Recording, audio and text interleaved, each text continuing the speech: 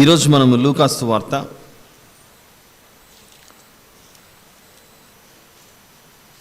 12వ అధ్యాయము 35 నుంచి 40 వచనం వరకు ఉపమానాలలోని ఉపదేశాలు అను శీర్షికలో భాగంగా ఈరోజు మరొక ఉపమానాన్ని మనం ఈరోజు వినబోతున్నాం. 35 నుంచి 40 వచనం వరకు ప్రత్యేకంగా వ్రాయబడిన ఈ మాట, ఈ వాక్యం: మీ నడుములు కట్టుకొని ఉండుడి, మీ దీపములు వెలుగుచుండనీయుడి. తమ ప్రభువు పెండ్లి విందు నుండి వచ్చి తట్టగానే అతనికి తలుపు తీయుటకు అతడు ఎప్పుడు వచ్చునో అని అతని కొరకు ఎదురుచూచు మనుష్యుల వలె ఉండుడి. ప్రభువు వచ్చి ఏ దాసులు మెలకువగా ఉండుట కనుగొనునో ఆ దాసులు ధన్యులు. అతను నడుము కట్టుకుని వారిని భోజన పంక్తిని కూర్చుండబెట్టి తానే వచ్చి వారికి ఉపచారము చేయనని మీతో నిశ్చయముగా చెప్పుచున్నాను. మరియు అతడు 2వ జామున వచ్చినను 3వ జామున వచ్చినను ఏ దాసులు మెలకువగా ఉండుట కనుగొనునో ఆ దాసులు ధన్యులు. దొంగ ఏ గడియను వచ్చునో ఇంటి యజమానునికి తెలిసిన ఎడల అతడు మెలకువగా ఉండి తన ఇంటికి కన్నము వేయనీయడని తెలుసుకొనుడి. మీరు అనుకొనని గడియలో మనుష్య కుమారుడు వచ్చును గనుక మీరును సిద్ధముగా ఉండుడని చెప్పిన. ఇదే మాట మార్కు సువార్త 13వ అధ్యాయంలో కూడా 32వ వచనం నుండి 37వ వచనం వరకు. మార్కు సువార్త 13వ అధ్యాయము 32 నుంచి 37వ వచనం వరకు. ఇలా మార్కు సువార్తలోను లూకా సువార్తలోను కనబడుచున్న సందర్భమే ఈరోజు మనం ధ్యానించబోయేది. ఆ దినమును గూర్చియు ఆ గడియను గూర్చియు తండ్రి తప్ప ఏ మనుషుడైనను పరలోకమందలి దూతలైనను కుమారుడైనను ఎరుగరు. జాగ్రత్త పడుడి, మెలకువగా నుండి ప్రార్థన చేయుడి. ఆ కాలం ఎప్పుడు వచ్చునో మీకు తెలియదు. ఒక మనుష్యుడు తన దాసులకు అధికారం ఇచ్చి ప్రతి వానికి వాని పని నియమించి మెలకువగా నుండుమని ద్వారపాలకునికి ఆజ్ఞాపించి ఇల్లు విడిచి దేశాంతరము పోయినట్టే ఆ కాలము ఉండును. ఇక్కడ దేశాంతరము అన్నాడు, అక్కడ పెండ్లి విందు అన్నాడు లూకా సువార్తలో. ఇంటి యజమానుడు ప్రొద్దుగురుంకి వచ్చునో, అర్ధరాత్రి వచ్చునో, కోడి కూయినప్పుడు వచ్చునో, తెల్లవారునప్పుడు వచ్చునో, ఎప్పుడు వచ్చునో మీకు తెలియదు. ఆయన అకస్మాత్తుగా వచ్చి మీరు నిద్రపోవచ్చున్నట్టు చూచునేమో. గనుక మీరు మెలకువగా నుండుడి, నేను మీతో చెప్పుచున్నది అందరితోనూ చెప్పుచున్నాను, మెలకువగా నుండుడనండి. వ్రాయబడిన ఈ సందర్భాలు ఆ కాలంలో ఇశ్రాయేలీలతో యేసు ప్రభు సెలవిస్తున్నా, ఇది అందరితోనూ చెప్పుచున్నానని చెప్పేసి అని అంటున్నాడు అని అంటే అది ఆ కాలంలో సంభవించిన ఒక సందర్భం, తర్వాత భవిష్యత్తులో సంభవింపబోయే మనకు కూడా ఒకటి. క్రీస్తు శకం 70వ సంవత్సరంలో యెరూషలేములో తీవ్రమైన గొప్ప హింస కలుగుతుంది. యెరూషలేం మందిరాన్ని తగలబెట్టడము, ఇలాంటివన్నీ నీరో చక్రవర్తి కాలంలో యెరూషలేములో నివసించడానికి కూడా వీలు కాకుండా అంత పోతుంది. అది యేసు ప్రభును సిలువకేసి కొట్టి చంపిన ఆ తరం మీదికి ఉగ్రత ఆనాడు ఆ విధంగా దిగి రావటంతో పాటుగా ఇది పరోక్షంగా మనతో కూడా మాట్లాడుతున్నాడు దేవుడు. ఆ దినం ఏంటో మీకు తెలీదు, ఆ గడి ఏంటో మీకు తెలీదు. ఇంతకీ ఏ దినం గురించి మాట్లాడుతున్నాడు? మనిషి యొక్క ముగింపు లేదా ప్రభు రాకడ, ఈ రెండింటినీ వేరువేరుగా మనం మాట్లాడుకుంటున్నా. ప్రభు రాకడ సంభవింపకపోతే మనం కన్ను మూసే సమయం వస్తుంది.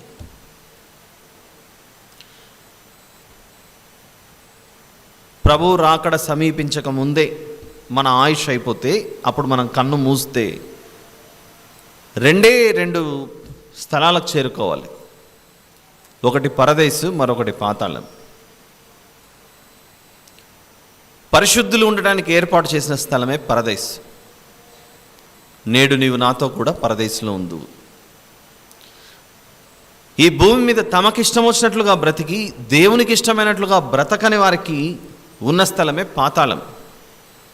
ధనవంతుడు ఒక స్థలానికి చేరుకున్నాడు, లాజరు మరొక స్థలానికి చేరుకున్నారు. వీటి గురించి అవగాహన మాత్రం వినిన వారము మాత్రమే కాకుండా మనం విన్నది గ్రహించుకునే వారముగా ఉండాలి. అందరూ వింటారు, మనం వింటున్నది మనకు అర్థమవుతుందో లేదో అని వినే ప్రతి ఒక్కరూ ఖచ్చితంగా గమనించవలసిన బాధ్యత మన మీద ఉంది. అందుకే ఈ 2 చోట్ల మాట్లాడుతున్నాడు. ఆ దినం ఏంటో తెలీదు, ఆ గడి ఏంటో మీకు తెలీదు అని లూకా సువార్తకు వచ్చిన తర్వాత ధన్యులు ఎవరో ఒకసారి మనం చూస్తే 38వ వచనంలో, మరియు అతడు, లూకా సువార్త 12:38, అతడు 2వ జామున వచ్చినను 3వ జామున వచ్చినను ఏ దాసులు మెలకువగా ఉండుట కనుగొనునో ఆ దాసులు ధన్యులు. ఈ వాక్యంలో ఆ దాసులు ధన్యులు అనంటే ధన్యతను పొందుకునే దాసులు కొందరు, ధన్యతను పోగొట్టుకునే దాసులు మరికొందరు. వెలుగు అనే పదానికి వ్యతిరేక పదం చీకటి అన్నది ఎలా అవుతుందో, పగలు అన్నదానికి వ్యతిరేక పదం రాత్రి అన్నది ఎలాగవుతుందో, ఆ దాసులు ధన్యులు అనే మాట ఉపయోగించాడనంటే ధన్యులు కాని దాసులు కూడా కొందరు ఉంటారు. అవకాశాన్ని కోల్పోతున్నవారు.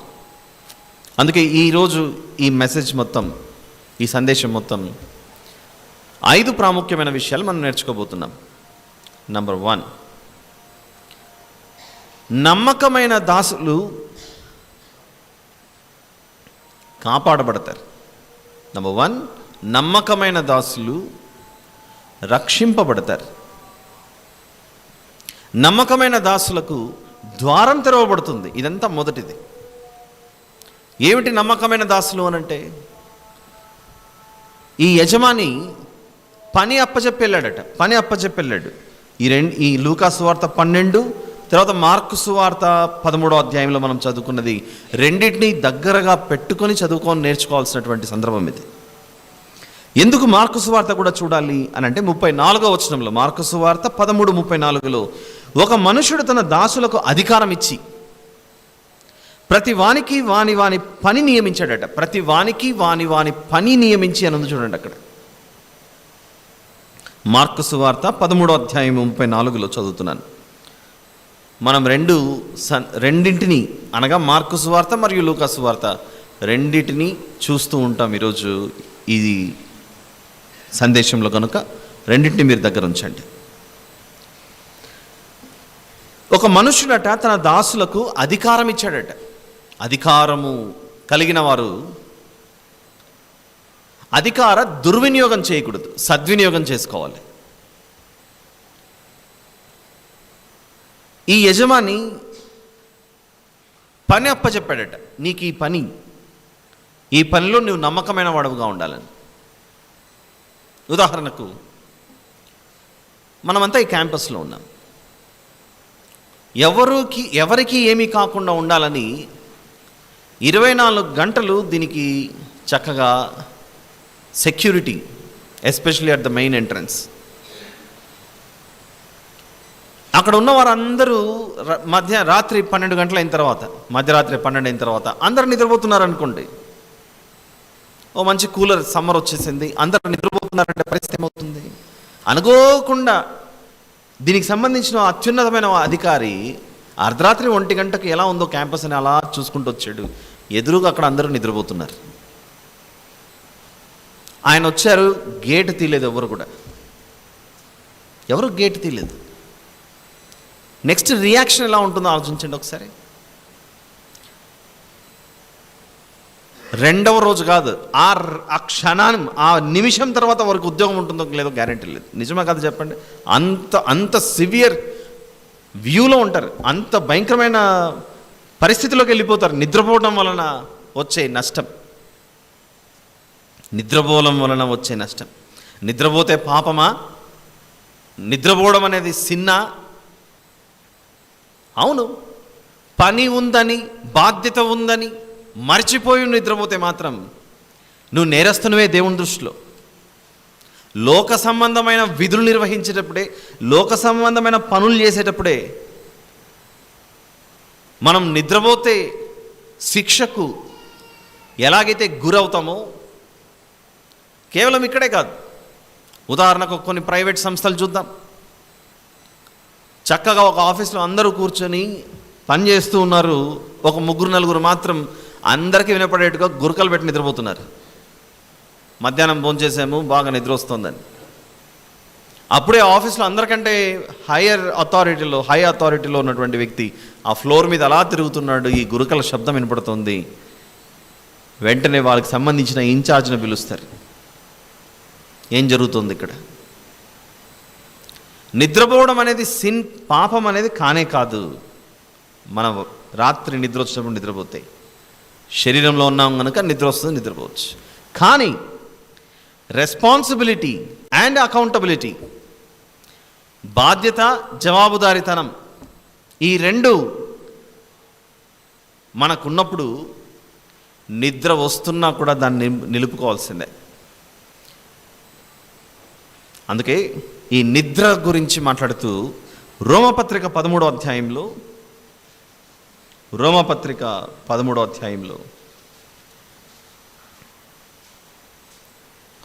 చెబుతున్నాడు.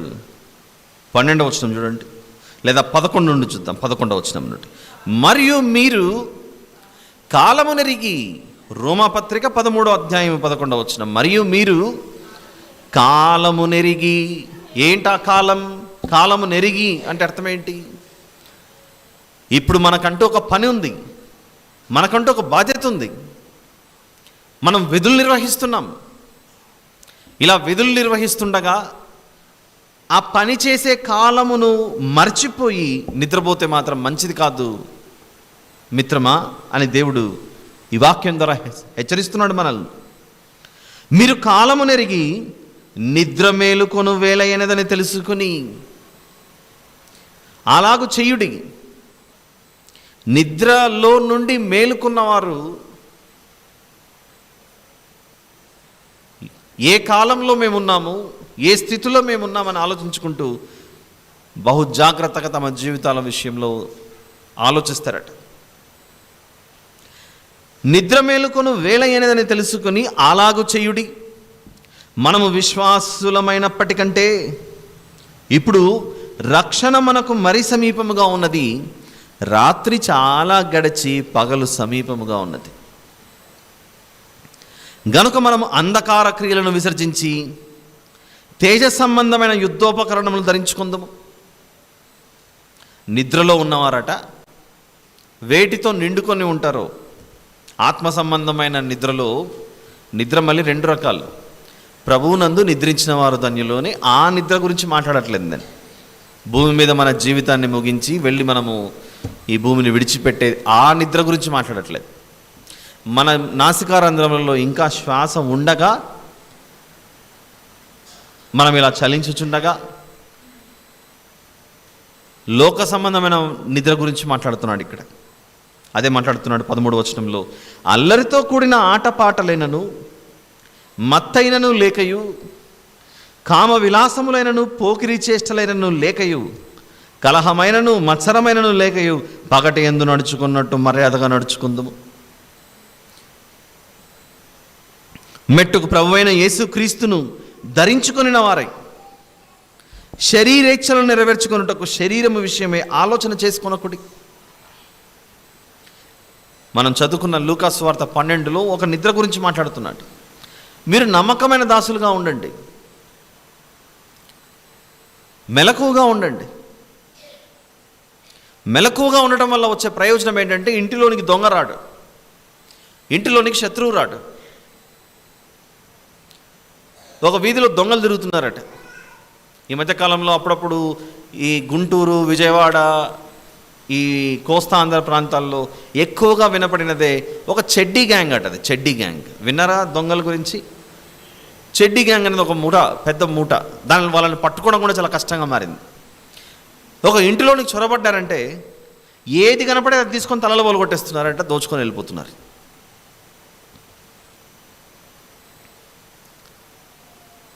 వారి ఇంటిలోనికి ఎలా ప్రవేశిస్తున్నారు అని అంటే ఇంట్లో వాళ్ళు నిద్రపోతున్నారు. ఆఫ్ కోర్స్ మనుషులము అలసిపోయి ఉంటాం, నిద్రపోతుంటాం, ఓకే. కానీ ఇక్కడ మనం మాట్లాడుకుంటున్న సందర్భం ఆత్మ సంబంధమైన దాని గురించి మాట్లాడుతున్నాం. ఫర్ ఎగ్జాంపుల్, ఏ గ్యాంగ్ అన్నా కావచ్చు, ఇంట్లో చక్కగా లైట్లు వేసుకొని అందరూ సోఫాలో కూర్చొని ఫ్యామిలీ మెంబర్స్ అందరూ ముచ్చట పెట్టుకొని మాట్లాడుకుంటూ ఉన్నారు. ఆ సమయంలో ఆ ఇంటి ద్వారము, మెయిన్ డోర్, హాల్ ఏదైతే ఉంటుందో అందులో నుంచి దొంగ ప్రవేశించడానికి అవకాశం ఉంటుందా చెప్పండి? అందరూ జాలీగా మాట్లాడుకుంటున్నారు అర్ధరాత్రి కూడా, అన్ని లైట్లు వేస్తున్నాయి, బాగా శబ్దాలు వినపడుతున్నాయి, ఏదో అంతా జాలీగా నవ్వుకుంటూ కూర్చున్నారు. ఆ సమయంలో దొంగ వచ్చి ధైర్యం చేసే అవకాశం ఉంటుందా చెప్పండి? ఎందుకు రారు? వారు మేల్కొని ఉన్నారు కనుక దొంగ రాడు. మేల్కొని ఉన్నాడు కనుక మోసకాండ్రు రారు, దోచుకునేవారు రారు, దోపిడీ చేసేవారు రారు.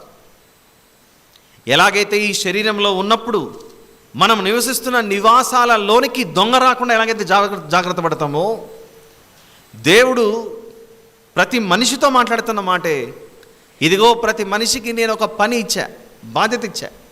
ఏమిటి అనంటే, వారు ఉండటానికి నివాసం ఇచ్చాను, అందులో ఆత్మనుంచాను, ఆ ఆత్మ నాది. ఇదొక నిలయం. నేను ఉండటానికి ఏర్పాటు చేసుకున్న మీకు ఆలయం, నాకు నిలయం. అది దేవుడు మాట్లాడుతున్నాడు. మీ దేహమే దేవునికి ఆలయమై ఉన్నదన్న విషయం ఎన్నోసార్లు చదువుకున్నాం మనం. అయితే దేవుని గురించిన విషయాలను మనం అర్థం చేసుకోలేక మన మనోనేత్రములకు గుడ్డితనం కలుగజేసి సాతానుడు మన జీవితాలలోనికి చొరబడటమే దొంగ ప్రవేశించటం. అపవాది సంబంధమైన విషయాలు మన జీవితాల్లోనికి ప్రవేశించటమే మన జీవితాల్లోనికి ఆ దొంగ ప్రవేశించటం. ఫర్ ఎగ్జాంపుల్, ఒకరోజు రాత్రి నిజంగానే దొంగలు పడ్డారు, లోపలికి వచ్చారు. లోపలికి వచ్చిన తర్వాత ఏం చేస్తారు? వారు ఆ ఇంటి వారిని దోచుకోవడానికి బంధిస్తారు. బంధించినప్పుడు ఆ ఇంట్లో ఉన్న సభ్యులు ఇక ఎవరు చెప్పినట్లు వినాల్సిన పరిస్థితి వస్తుంది చెప్పండి. చేతులు కాళ్ళు కట్టేశారు. ఇంక ఏమన్నంటే ఇక నీకు ప్రాణమైపోతుంది, కాబట్టి నేను చెప్పినట్లు నువ్వు విని మాకు కావాల్సినవన్నీ ఇచ్చేయి. ఇది ఒక రకమైన దౌర్జన్యం.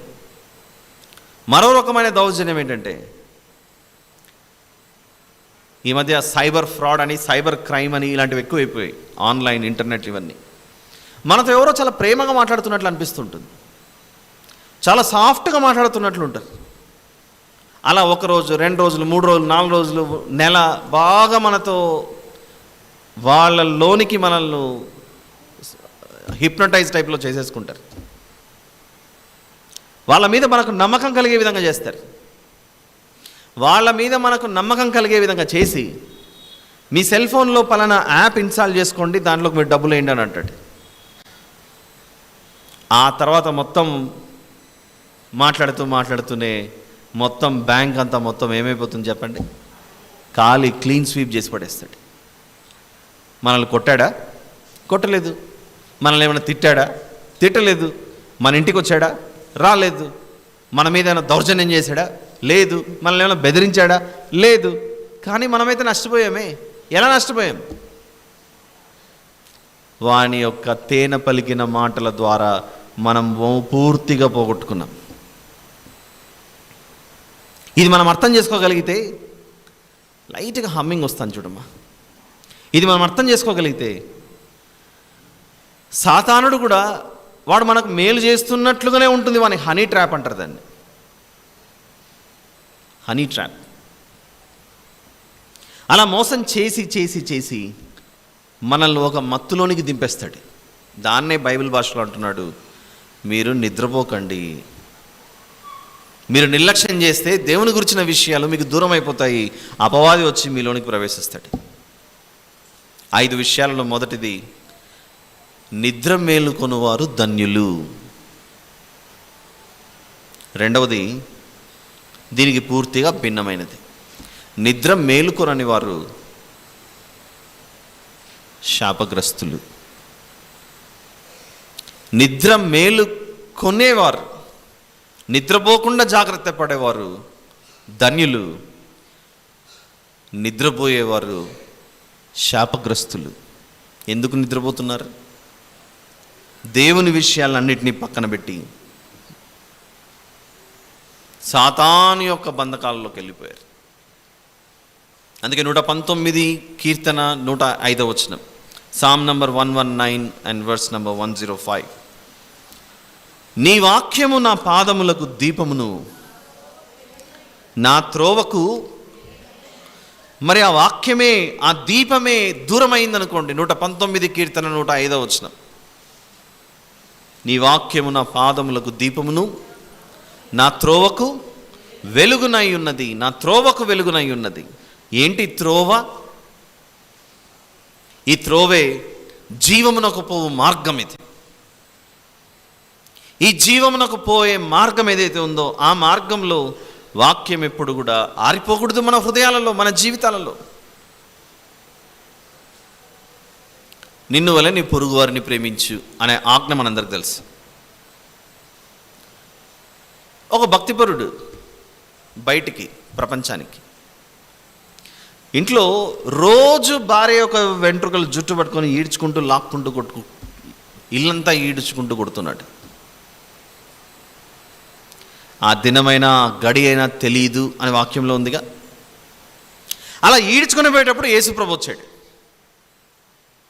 అలా ఈడ్చుకొని పోయి కొట్టడానికి తీసుకెళ్తున్నప్పుడు అప్పుడు యేసు ప్రభు కనపడ్డాడు. వచ్చాడు, ఇంక అయిపోయింది, ఇంతటితో యుగ సమాప్తి అన్నాడు. ఇంతటితో యుగ సమాప్తి అయిపోయింది అన్నాడు అనుకోండి. నేను ఇప్పటికీ ఆమెను కొడుతూనే ఉంటాను, నువ్వు వస్తే రా, పర్లేదు, నాకేం ప్రాబ్లం లేదు అనే అవకాశం ఉంటుందా ఆ మనిషికి? అబ్బాబ్బాబ్బా, ఇప్పుడే దొరికిపోయాను నా ప్రభు చేతిలో, ఇప్పుడే రావాలా, ఒక 5 నిమిషాలు లేట్ చేసింటే ఇంకా నా పని నేను చూసుకుంటా అంటే కదా. ఏం చెప్తున్నానంటే, చీటికి మాటికి మాటికి ఏదో అల్లర్లు చేసుకోవడానికి, గొడవలు చేసుకోవడానికి, వాగ్వివాదాలు పెట్టుకోవడానికి ఇది సమయం కానే కాదు. ఇది జీవితంలో ఏదో సాధించడానికి మనము ఒకరితో ఒకరు యుద్ధం చేసుకోవడానికి సమయం కాదు ఇది. మనం జీవిస్తున్న కాలం, మనం జీవిస్తున్న సమయం, ఏ కారణం చేతనైనా నేనును నా ఇంటి వారును దేవునికి దూరం అయిపోతామేమో అని భయంతో దేవునికి దగ్గరగా బ్రతకవలసిన కాలం ఇది. కాలము బహు సంకుచితమై ఉన్నది, చాలా తక్కువగా ఉంది కాలం. ఎంత తక్కువ, ఒకసారి పత్రికల్లోనికి వెళ్ళి హెబ్రీలకు రాసిన పత్రిక 10వ అధ్యాయంలో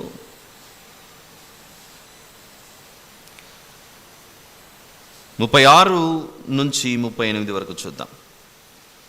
హెబ్రీలకు రాసిన పత్రిక 10వ అధ్యాయము 36 నుంచి 38 వచనం వరకు.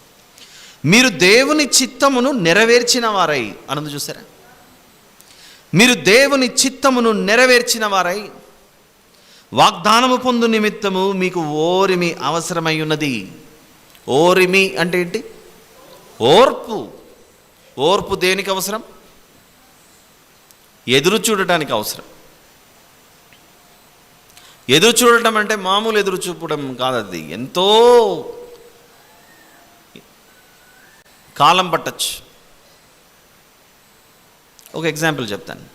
చాలా కాలం క్రితం నేను చేస్తున్నటువంటి ఉద్యోగం హ్యూమన్ రిసోర్సెస్, హెచ్ఆర్ జాబ్ కనుక దేవుడు ఏ వృత్తిలో పెట్టాడో నాకు ఆలోచిస్తుంటే, నేను చేసే ఉద్యోగంలో కూడా మనుషుల్ని పట్టాల్సిందే, నేను చేసే ఆత్మ సంబంధమైన పనిలో కూడా మనుషుల్ని పట్టాల్సిందే. మానవ వనరుల శాఖ నేను పనిచేస్తున్న డిపార్ట్మెంట్ ఇది. హ్యూమన్ రిసోర్సెస్ డిపార్ట్మెంట్ అంటే ఏంటి? మానవ వనరుల శాఖ. చాలాసార్లు మీతో చెప్పాను, నేను ఉదయం నుంచి సాయంత్రం వరకు డ్యూటీకి వెళ్ళొస్తాను, జాబ్కి వెళ్ళేసి వస్తాను, మళ్ళీ మీ దగ్గరికి వస్తాను. డ్యూటీ జాబ్ అనే మాట్లాడానే కానీ నేను ఏ డిపార్ట్మెంట్లో ఉన్నానంటే హ్యూమన్ రిసోర్సెస్, మానవ వనరుల శాఖ అంటే మా కంపెనీలో ఎవరెవరు ఉద్యోగం చేయాలి, ఎక్కడెక్కడ ఖాళీలు ఉన్నాయి, ఆ ఖాళీలలో ఈ మనుషుల్ని ఎలా పట్టాలి, ఎలా నింపాలి, అది నా బాధ్యత. ఆ ఖాళీలను నింపడానికి మనుషులు ఎక్కడున్నారో అని వెతకడం అక్కడ ఏ పనో, దేవుని రాజ్యంలో మనుషులు నింపడానికి ఇక్కడ కూడా అదే పనే. మనుషుల పట్టు జాలరి అనే పనిలో పెట్టాడు దేవుడు. అక్కడ మానవ వనరుల శాఖ, ఇక్కడ మానవ వనరుల శాఖ. అందులో భాగంగా ఒకరోజు ఇంచుమించు ఒక 7 సంవత్సరాల క్రితం అనుకుంటా, గుంటూరు ప్రాంతంలో తెనాలికి వెళ్ళే మార్గంలో విజ్ఞాన్ ఇన్స్టిట్యూషన్స్ అని ఉన్నాయి. ఆ ప్రాంతాలకు సంబంధించిన వాళ్ళు ఇక్కడ ఎవరన్నా ఉంటే వాళ్ళకి తెలుస్తుంది. అది విజ్ఞాన్ కాలేజ్ అని. అందులో చదువుకుంటున్న కాలేజ్ స్టూడెంట్స్కి ఉద్యోగ అవకాశాల కొరకై నేను అక్కడికి వెళ్ళి సెలెక్షన్ చేయడానికి వెళ్ళింటి ఒకసారి. మా కంపెనీలో జాబ్స్ ఉన్నాయి, ఆ పిల్లలు క్యాంపస్ ప్లేస్మెంట్స్ అంటారుగా, బీటెక్, బీకామ్, బీఎస్సీ చదివిన వాళ్ళకు క్యాంపస్ ప్లేస్మెంట్స్. అలా క్యాంపస్ ప్లేస్మెంట్స్కి నేను వెళ్ళాను. అక్కడికి ఇంటర్వ్యూలు చేస్తున్నాను, అయిపోయింది, సాయంత్రం అయింది, రిటర్న్ రావాలి. సరే ఎంతసేపు పడుతుందో అక్కడ నుంచి, ఎంత లేట్ అవుతుందో అని కొంచెం లేట్గానే బుక్ చేసుకున్నాను ట్రైన్. ట్రైన్లో వస్తున్నా రిటర్న్. రాత్రి 10 గంటలకు ట్రైన్ అన్నాడు. సరే ట్రైన్ నా కొరకైతే అది ఆగదు, నేనే దాని కొరకు వెళ్ళి ముందుగానే అని చెప్పేసి 9:30కో 9:45కో వెళ్ళి కూర్చున్నాను రైల్వే స్టేషన్లో. 10 అయింది, రాలేదు. కనీసం అనౌన్స్మెంట్ రావట్లేదు. బోర్డు మీద అయితే ఒక అరగంట ఆలస్యం అని రాస్తుంది. సరే మామూలే, ట్రైన్ అంటే ఇట్లే అవుతుందని. అరగంట అయిన తర్వాత మళ్ళీ నెక్స్ట్ అనౌన్స్మెంట్, రావాల్సినటువంటి రైలు బండి ఇప్పట్లో రావట్లేదు, ఇంకా 1 గంట ఆలస్యంగా నడుచుతున్నది అని అనౌన్స్మెంట్. 10 గంటలకు రావాల్సిన ట్రైన్ 10:30 అయింది. ఆ 10:30కు మళ్ళీ సెకండ్ అనౌన్స్మెంట్ 11:30కు వస్తుందని చెప్పారు. సరే అని మళ్ళీ ఎదురు చూశారు.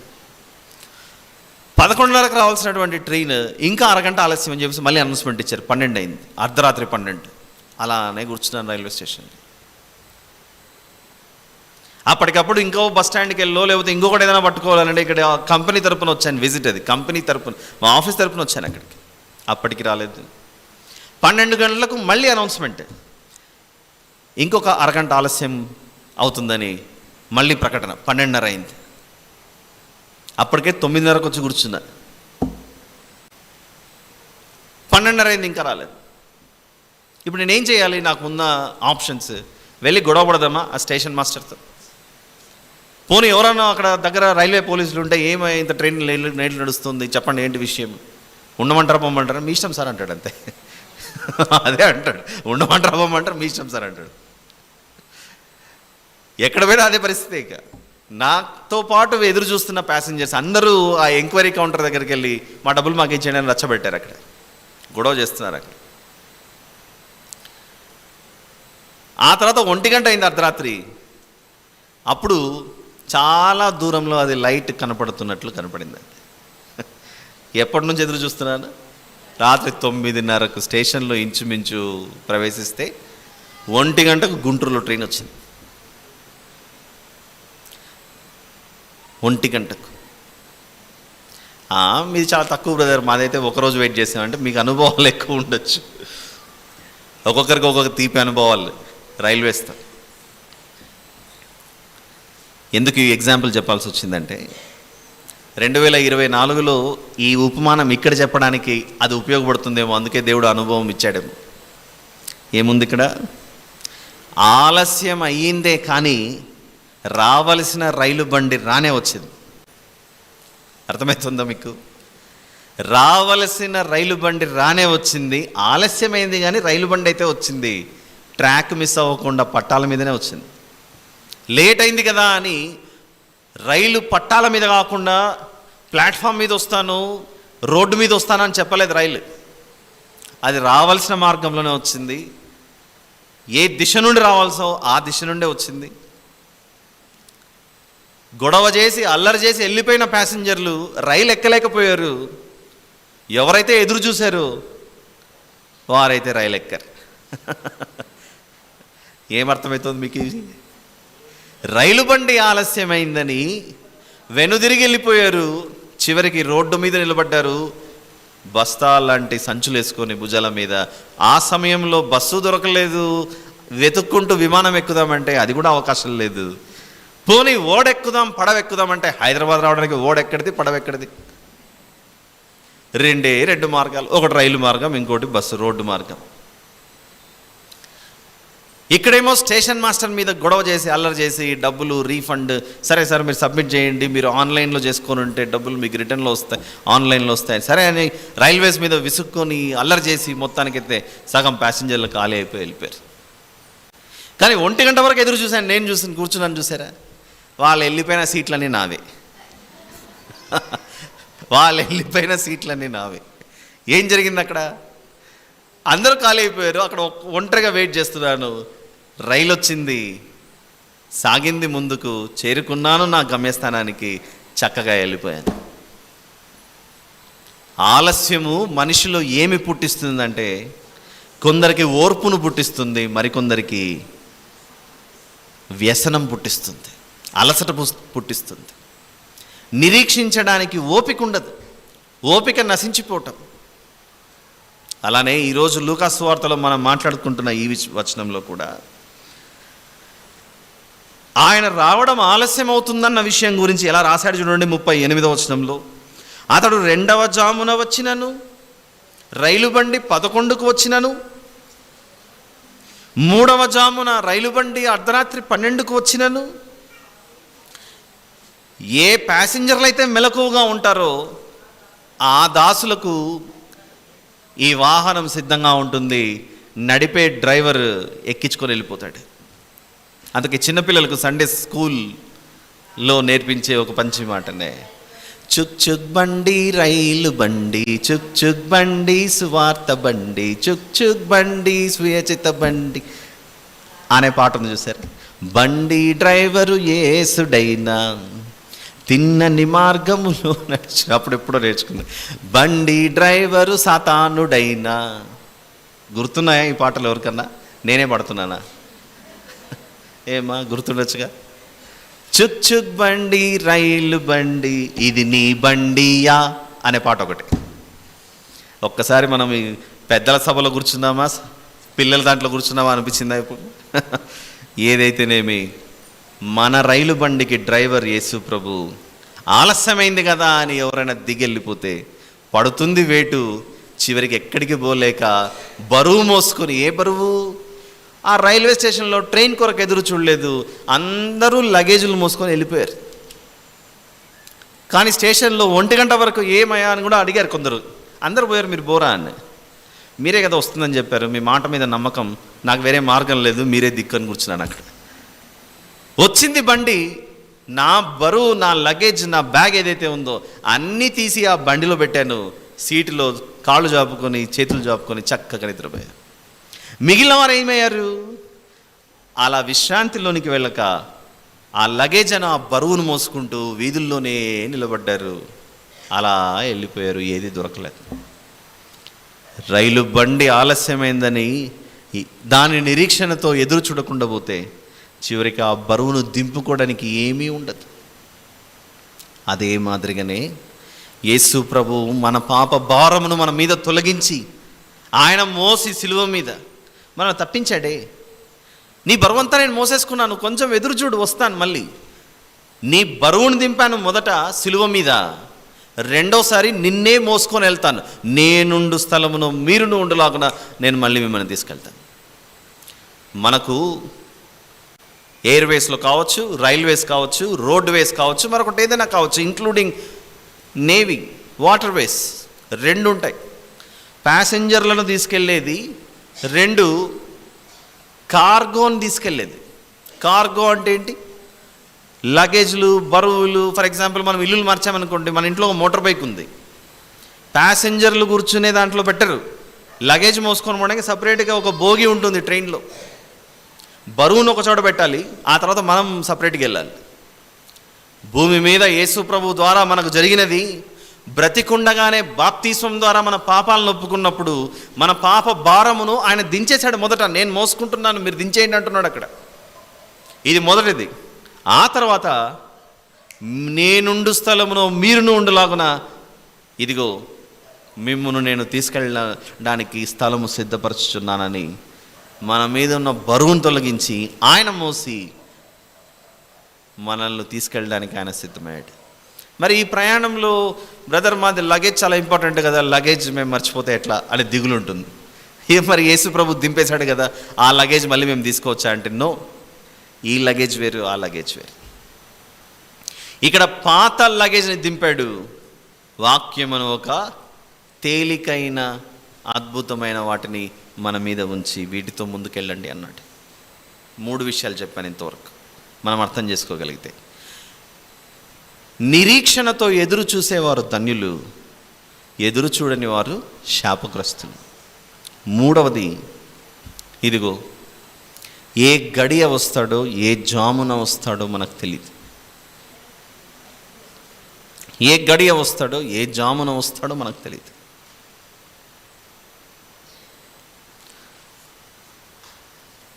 ఇక 4 12వ అధ్యాయము 40వ వచనం చూద్దాం. ఇందాక రైలు బండి ఎగ్జాంపుల్ చెప్పినట్లుగానే ట్రైన్ ఎగ్జాంపుల్ చెప్పినట్లుగా అనౌన్స్మెంట్ అయితే ఎవరికి తెలుసు ట్రైన్ ఎప్పుడు వస్తుందని? దాన్ని నడిపిస్తున్న యాజమానానికి తెలుసు. రైల్వే స్టేషన్లో ఎదురు చూస్తున్నా నాకు తెలియదు. ఇలాంటి అనుభవాలు మనకు కూడా జరిగింటాయి. అందుకే ఈ చిన్ని ఎగ్జాంపుల్ తీసుకున్నాను. వచనం ఇంకా మనం చదువుకోలేదు, వివరణ వినండి ఫస్ట్, ఆ తర్వాత వచనం ఈజీగా అర్థమవుతుంది. ఇందాక తీసుకున్న చిన్ని రైల్వే స్టేషన్ ఎగ్జాంపులే 2 విషయాలు అక్కడ గమనించాలి మనం.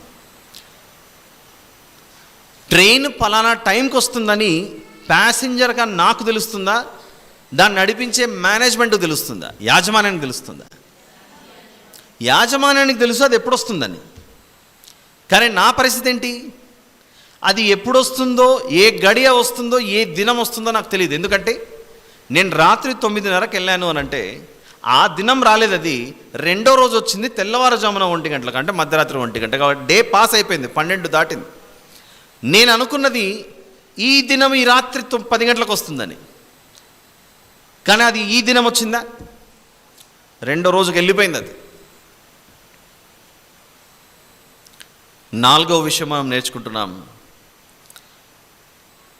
మనము అనుకున్న సమయంలో ఆయన రాడు. 4వది, మనం అనుకున్న సమయంలో ఆయన రాడు, కానీ ఆయన వస్తాడని మనం విశ్వాసంతో అడుగు వేయాలి ముందుకు. ఎంతమందికి నమ్మకం ఉంది చెప్పండి ఇక్కడ యేసు ప్రభు వస్తాడని? అందరికీ ఉంది నమ్మకం, అందరికీ నమ్మకం ఉంది. మరి ఎంతమంది సిద్ధంగా ఉన్నాం? దేని కొరకు? ఈ క్షణమే, ఇప్పుడే యేసు ప్రభు పరలోకం నుండి దిగి వచ్చి మనల్ని తీసుకెళ్ళడానికి వచ్చాడు అనుకోండి, ఆయనతో కలిసి ప్రయాణం చేయడానికి మనం అర్హత సంపాదించామా? ఆయన వచ్చి తీసుకెళ్ళిపోవడం అనేది ఒక రకం, ఆయన రాకుండానే మనం వెళ్ళిపోవడం 2వ రకం. ఎక్కువగా ప్రభు రాకడ ఇంకా ఆలస్యమైతే 2వది జరుగుతూ ఉంటుంది. ఆయన రాకడ జరగకముందే మన నాసికారంధ్రంలో శ్వాస ఆగిపోతుంటుంది. ఏ క్షణమైనా, ఏ గడి అయినా ఈ గుండె చప్పుడు ఆగిపోవచ్చు. అందుకే అన్నాడు, ఆ క్షణం రాకముందే నువ్వు మెలకువగా ఉండు, అపవాదికి చోటు ఇవ్వకు, నీలో ఉన్న దేవుని నువ్వు పోగొట్టుకోకు.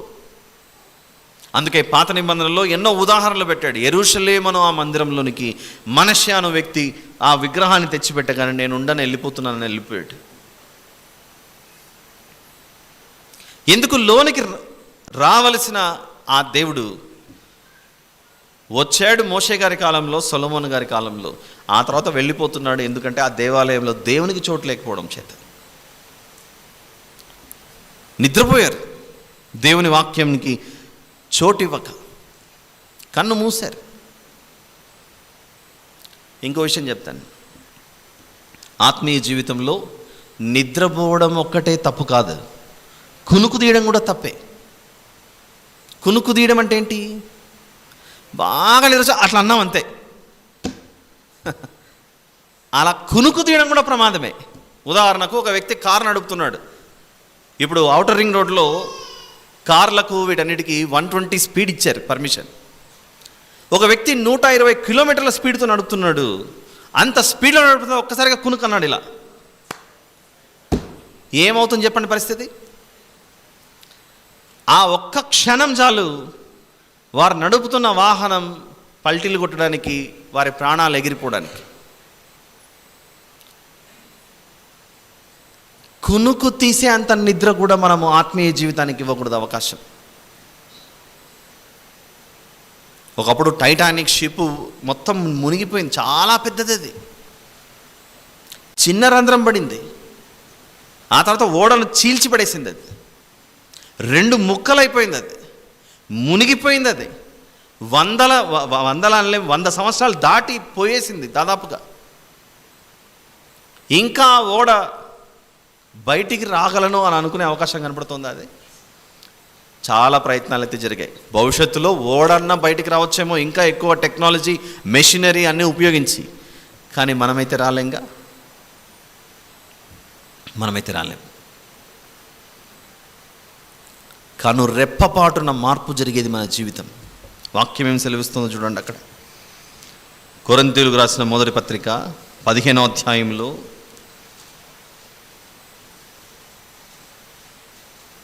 కొరింథీయులకు రాసిన మొదటి పత్రిక 15వ అధ్యాయం 51, 52. ఇదిగో మీకు ఒక మర్మం తెలుపుచున్నాను. మనమందరము నిద్రించము కానీ నిమిషములో ఒక రెప్పపాటున కడబూరం రోగగానే మనమందరము మార్పు పొందుదుము.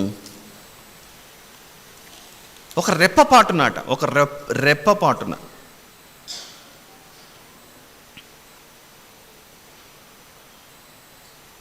ఆ రెప్పపాటున జరగబోయే ఈ మార్పు గురించి మనం నిర్లక్ష్యం చేసుకుంటూ పోతే చాలా ప్రమాదం.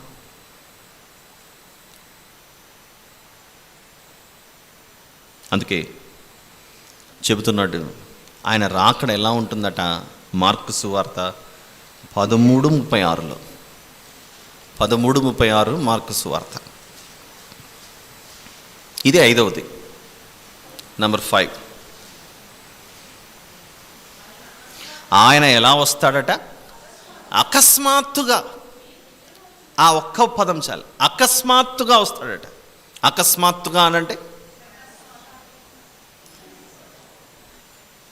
ఇది చిన్నప్పటి నుంచే పిల్లలు తల్లిదండ్రులను ఆటల్లో ఆడించడానికి, వారిని బెదిరించడానికి తలుపు చాటున నిలబడి వాళ్ళ డాడీల లోపలికి వస్తేనే గుర్తొచ్చాయి. ఇప్పుడు వాళ్ళ డాడీ డ్యూటీ నుంచి రావాలి, వీడు తలుపు వెనకలు ఉండాలి. వాళ్ళ డాడీ శబ్దం వినపడగానే వీడు అకస్మాత్తుగా బౌ అనాలి. బౌ అంటానే వాళ్ళ డాడీ అమ్మో కుక్క ఇంట్లో ఉందనుకొని భయపడాలి. భయపడకపోయినా కొడుకు తృప్తి కోసము ఇలాంటి నటనలు అయితే చేసి తీరాలిగా. అకస్మాత్తుగా జరిగితే భయం పుడుతుంది అనేది నిజం. అప్పట్లో ఆ ఏజ్ నుండే, ఆ వయస్సు నుండే ఆ పిల్లలకు ఒక విషయం తెలుసు, అకస్మాత్తుగా ఏదైనా జరిగితే భయం పుట్టే అవకాశం ఉందని. పెద్దోళ్ళు కాబట్టి భయపడరు, కానీ అదే వయసులో ఉన్న పిల్లలైతే భయపడి పరిగెత్తుకొని వస్తారు ఏదో జరుగుతుందని.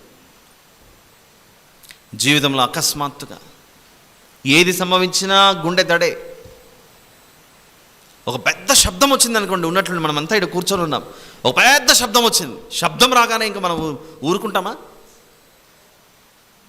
ఎప్పుడు వినలేదు. ఇన్క్లూడింగ్ మన ఈ క్రాకర్స్, పటాకులు అవి పేలుస్తుంటారు కదా, అలాంటి శబ్దం కంటే ఇంకా పెద్ద శబ్దం వచ్చింది. ఇంకెలా ఉంటుంది చెప్పండి మన చెవికి? బైబిల్లో జరిగిందా అలాంటి సంఘటన? పరిశుద్ధ గ్రంథంలో ఇలాంటి సంఘటన ఎప్పుడైనా జరిగిందా అని చూస్తే అపోస్తలుల కార్యములు 2వ అధ్యాయంలో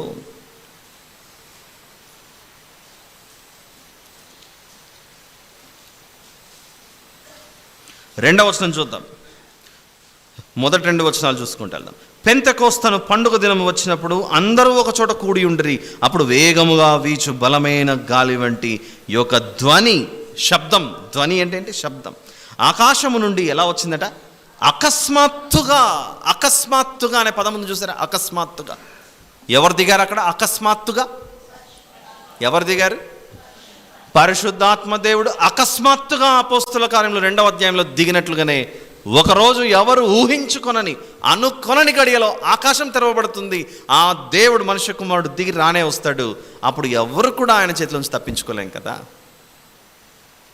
ఈ ఉపమానంలో 5 ప్రాముఖ్యమైన విషయాలు నేర్చుకున్నాం. 1, నిద్ర మేల్కొని వారు ధన్యులు.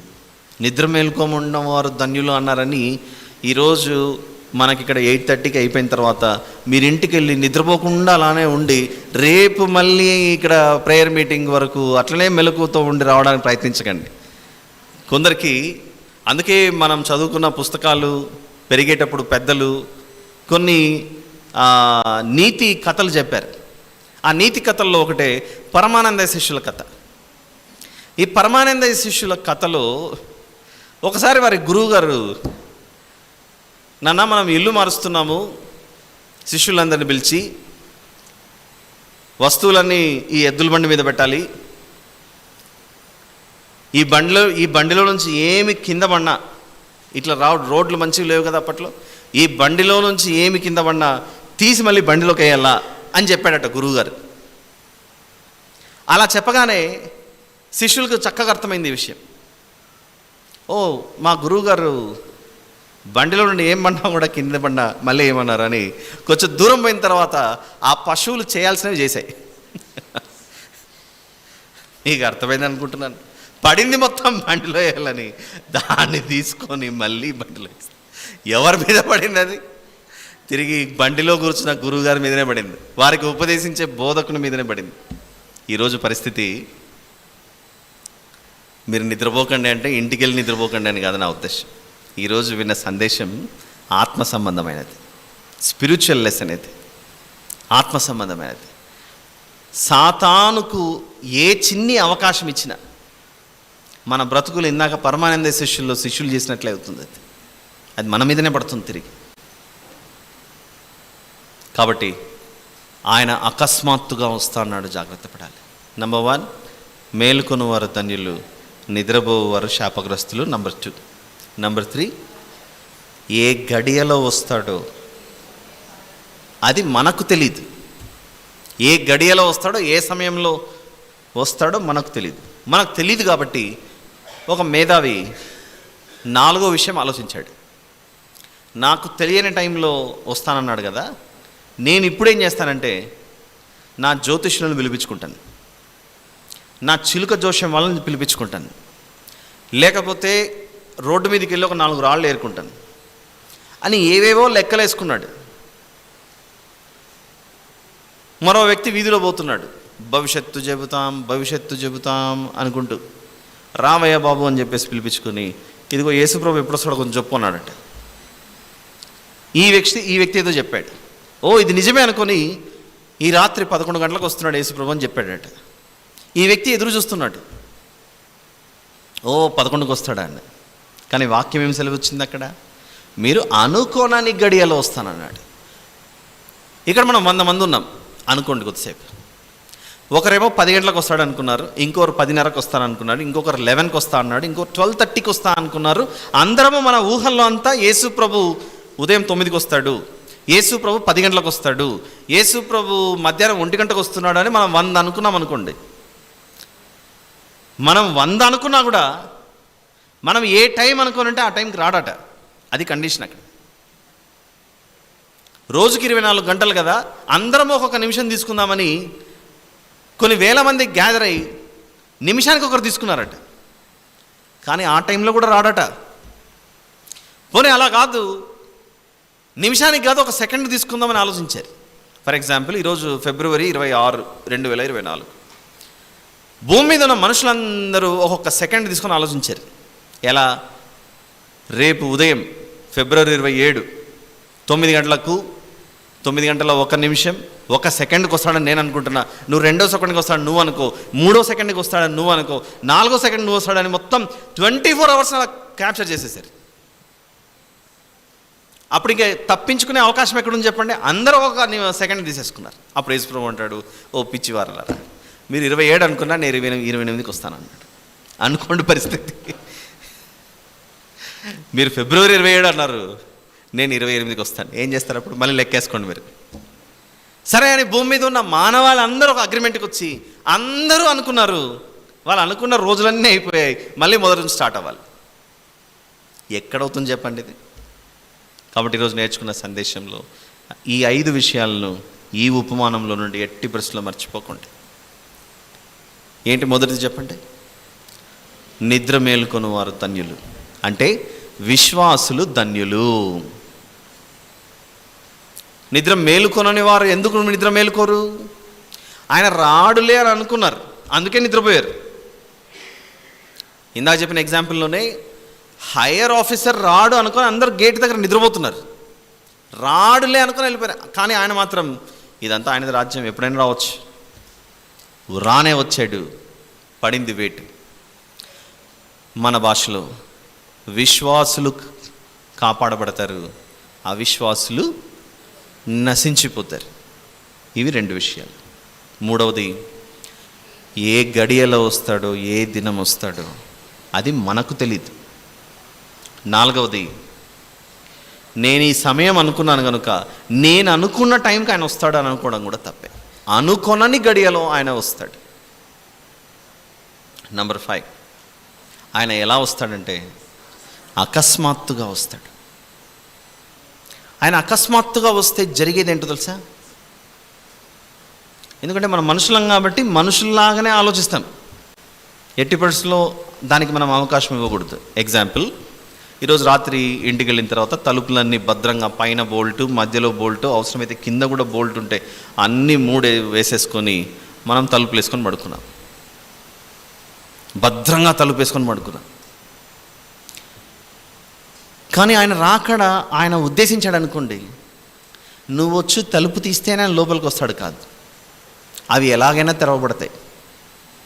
ఒక ఎగ్జాంపుల్ చెప్తాను.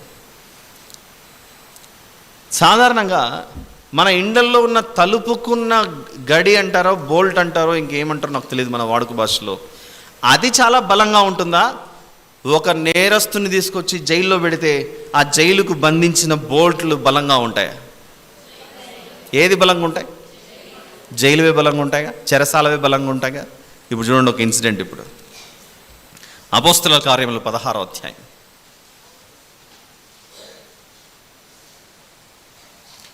ఆయన తలంచుకున్నాడంటే మనల్ని మనం భద్రం చేసుకున్న తలుపులు, గడియలు, బోల్ట్లు కూడా బంధించలేవు, అవి కూడా పారిపోవాల్సిందే ప్రభువు తలుచుకున్నాడంటే. అపోస్తలుల కార్యములు 16వ అధ్యాయము 25-26 వచనాలు చూద్దాం. అయితే మధ్యరాత్రి వేళ పౌలును సీలయు దేవునికి ప్రార్థించుచు కీర్తనలు పాడుచు నుండిరి, ఖైదీలు వినుచుండ్రి. అప్పుడు ఏం జరుగుతుంది?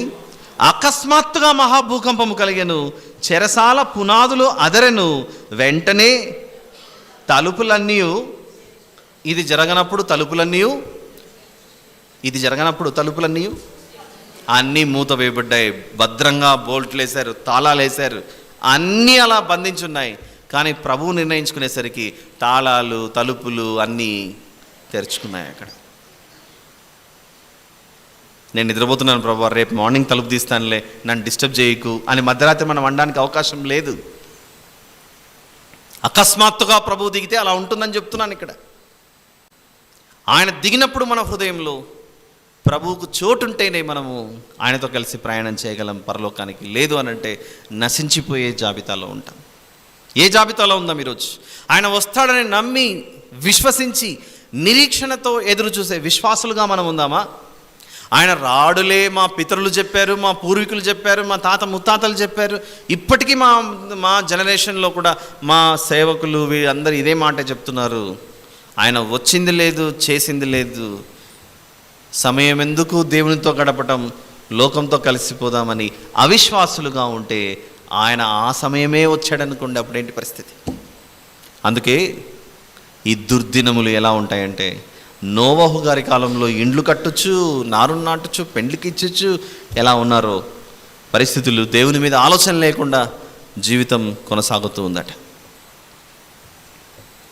ఇక 3 మనం విన్నాం. 3వది ఏంటి? ఆ దినము, ఆ ఘడియ మనకు తెలీదు. 4, మనం అనుకున్న సమయంలో రాడు. 5 అకస్మాత్తుగా వస్తాడు.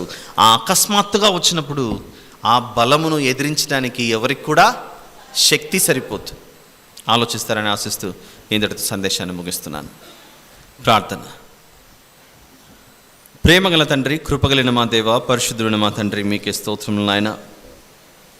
ఈ సాయంత్రకాల ఆరాధన కూడికలో నా ప్రభావం మీరు తోడై ఉండి సహాయం చేసి పాడిన పాటల ద్వారా, సంగీత వాయిద్యముల ద్వారా, చదవబడిన విత్తబడిన వాక్యం ద్వారా మీరు మహిమ పొందారని ఆశిస్తున్నాం తండ్రి.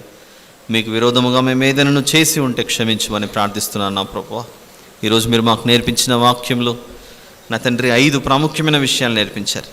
విశ్వాసులు రక్షింపబడతారు, విశ్వసింపని వారు నశించిపోతారు. ఏ దినమో ఏ గడియో ప్రభువు రాకడా అది మాకు తెలియదు కనుక మేము నిద్ర మేలుకొని ఉండాలని నేర్పించారు.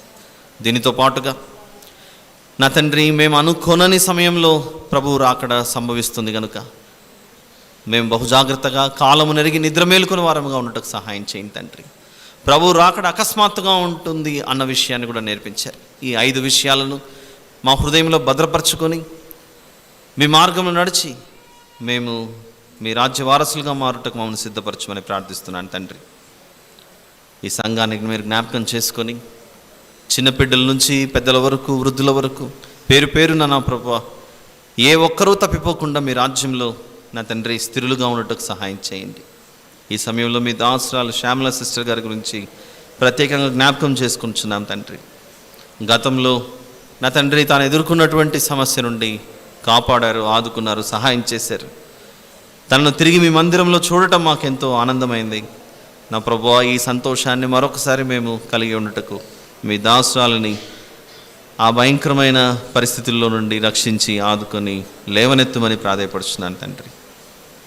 నా ప్రభువా ఆ కుటుంబానికి అవసరమైన ధైర్యమును, సహనమును, మీ యొక్క ఓదార్పును దయచేయమని ప్రార్థిస్తూ, ఆనాడు నిద్రించిన లాజరు గారిని బయటికి రమ్మన్నప్పుడు యేసు ప్రభు ఎలాగైతే ఆ స్థితిలో నుండి బయటికి వచ్చాడో అంత గొప్ప దేవుని మీద మేము ఆధారపడి ఉన్నాం. స్వస్థపరచు యెహోవా మీరే అని మాకు సెలవిచ్చారు కనుక మీరు తలుచుకుంటే సమస్తము సాధ్యమని మేము నమ్ముచు మీ దాసురాలి పక్షాన మేము అందరము ఏక మనసుతో మొరపెట్టుచున్న ఈ ప్రార్థన మీ సన్నిధికి చేరనివ్వమని ప్రార్థిస్తూ, మీకే మహిమ, ఘనత, ప్రభావములు చెల్లిస్తూ, మిమ్మల్ని హెచ్చిస్తూ, మమ్మల్ని ఎంతగానో తగ్గించుకుంటూ, మిమ్మల్ని బహుగా హెచ్చిస్తూ ఈ విజ్ఞాపన, ప్రార్థన, కృతజ్ఞత, స్తుతి, స్తోత్రములు మా ప్రభువును ప్రియరక్షకుడైన యేసుక్రీస్తు ప్రభుల వారి పేరిట మీకే సమర్పించి ప్రార్థించి వేడుకుంటున్నాను తండ్రి. ఆమెన్. తండ్రి, కుమార, పరిశుద్ధాత్మల ప్రేమ, కృపా సహవాసములు చేరి ఉన్న మనందరితోనూ, సకల దేశంలో యందు ఏర్పాటు చేయబడిన సార్వత్రిక సంఘముతోనూ, చెదిరి ఉన్న పరిశుద్ధులతోనూ సదాకాలము తోడయుండును గాక. ఆమెన్. అందరికీ వందనాలండి. Thank you very much.